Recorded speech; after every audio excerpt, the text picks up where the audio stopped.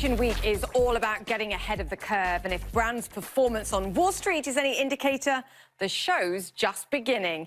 LVMH's collection was received well by investors. Louis Vuitton says revenue last year was up from the previous year. Ralph Lauren's also finding favour with critics. It reported strong Q3 results last week.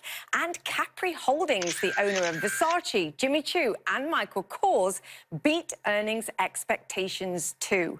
Now, luxury brand Badgley Mischka unveiled its fall winter 2019 collection at New York Fashion Week, and the designers Mark Badgley and James Mischka join us now. Guys, welcome to the C-suite. Thank you. First thing I think of is Dorothy in Wizard of Oz, some magic slippers. That's what we like.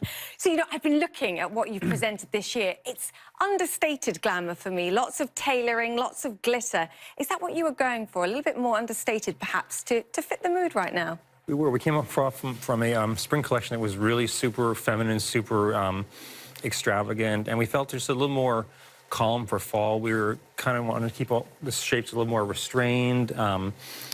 We called it controlled drama. Yeah, she's a little sleeker. She's a little, you know, there's a sort of a laser focus to a lot of the silhouettes, cut closer to the body.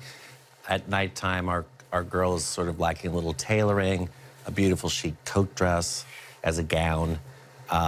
Not as superfluous. It's a little more protective. A little more protective, and it gives her confidence, I think. Is that about the economics?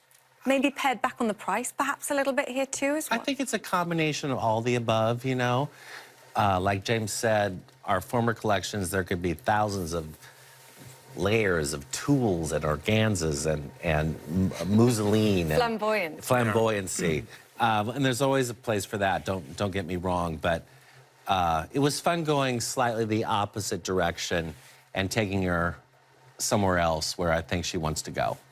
Speaking of places where you want to go, China, I think, is fascinating, particularly for your business, because at a time when there's a lot of cautiousness about the Chinese consumer in particular, I believe you've opened 16 stores. The plan is to have 30 by the end of this year. 14 more this year.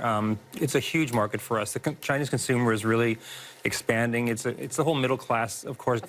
You know, getting luxury goods now. It's a whole different thing, which is, you know, just expanding exponentially, and it's an area for huge growth for our brand. And you know, we're known for red carpet, but we do day to evening. And even though there's a thread of glamour in everything we do, our day dresses are still glamorous. But, you know, she can wear our dresses to the office and, you know, to a dinner party, to a cocktail, to an evening event. It takes her a lot of different places. What about your production, though? Because you do a lot of that in China right now. We do. Are you shaking up your supply chains in light of the trade tensions right now? Will you look to produce somewhere else? We've always looked to produce all around the world, you know, not only in China, because it's always been we never want to put all of our eggs in one basket, although that's a pretty big basket. But we are looking at different places. We're doing Vietnam now. We're producing in Italy when it makes sense. We're producing in the States when it makes sense. We're definitely spreading it around. The lion's share of what we do on our collection business, which is the biggest portion of our collection, is made in China. But we you know, we make things wherever it makes sense in the world. It doesn't matter if it's domestic, Europe, like James said, but the lion's share is made in China. But it really, the tariff situation kicks in more with accessories presently, especially handbags. That's where we all... 25% tariffs would be a real problem. That's where everyone's feeling the big hiccup is in handbags. And it's material. It's a material impact to your business. Absolutely. Okay. Yeah. But other than that and the concerns, future's bright and sparkly for you guys? The future goes on. Sparkly. The clothes are bright and sparkly, so the future is too, we think. And the shoes are too. And we'll watch China. It's a fascinating one.